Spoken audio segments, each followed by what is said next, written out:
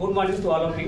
आज हम लोग बात करेंगे ए से, यानी जो इसको हिंदी में रहता है निबंध। तो इंग्लिश में जो अगर इंग्लिश में ए से लिखना हो तो हम कैसे लिखेंगे? सबसे बड़ी चीज होती है कि जब ए से आता लिखेंगे तो बोलता है कि आप क्या करें, ए से लिखिए और कितना 150 से 200 वर्ड में, यानी 150 से 200 वर्ड में, यानी 150 से 200 शब्दों में लिखना होता है। तो बेसिकली क्या होता है, क्या उसको गिना जाता है? हाँ, गिना जाता है। तो आपको ये कैसे गिनते हैं लोग और इसको कैसे लिखिए कि हमको ज़्यादा नंबर आ जाए और कैसे लोग गिनते हैं? देखिए, तो बेसिकली बता रहे हैं कि पहले क्या होता है। मान लीजिए अगर आप एक पेपर है, अब क्या किए कि आप डायरेक्ट क्या किसी चीज़ पे ए से दे दिया लिखने के लिए, आप किसी को दे दिया कि ठीक है वाटर पर लिखिए,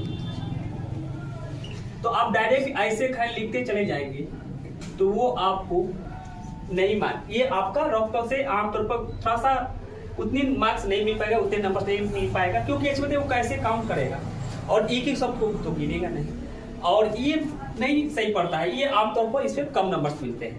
अब क्या होगा, अगर आप इस वाले पैटर्न पर लिखते हैं, देखिए अगर आप वाटर पर लिख रहे हैं तो आप क्या किए कि आप एक एक पॉइंट, पहला पॉइंट, दूसरा पॉइंट, तीसरा पॉइंट, चौथा पॉइंट, ऐसे भी लिख सकते हैं पॉइंट।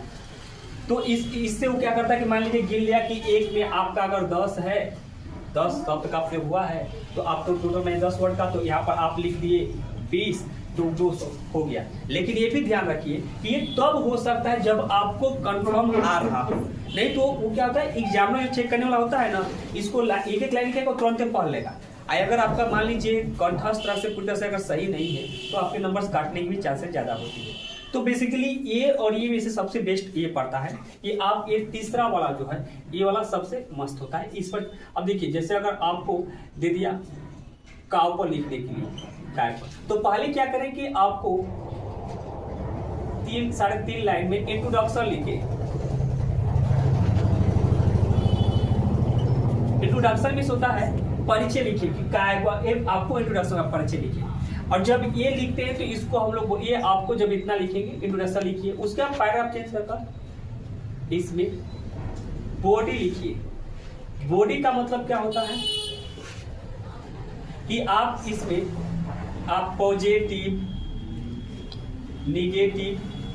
निगेटिव इसका बता सकते हैं। साथ में आप लिख सकते हैं कि इसमें गवर्नमेंट का क्या योजना है, उसका इसमें क्या प्रेजेंट में रिसेंट में क्या चल रहा है, उसका इससे फायदे नुकसान क्या है, आमतौर पे ये लिख सकते हैं। तो ये आपका हो गया इंट्रोडक्शन। इसे बॉडी में जो कुछ उससे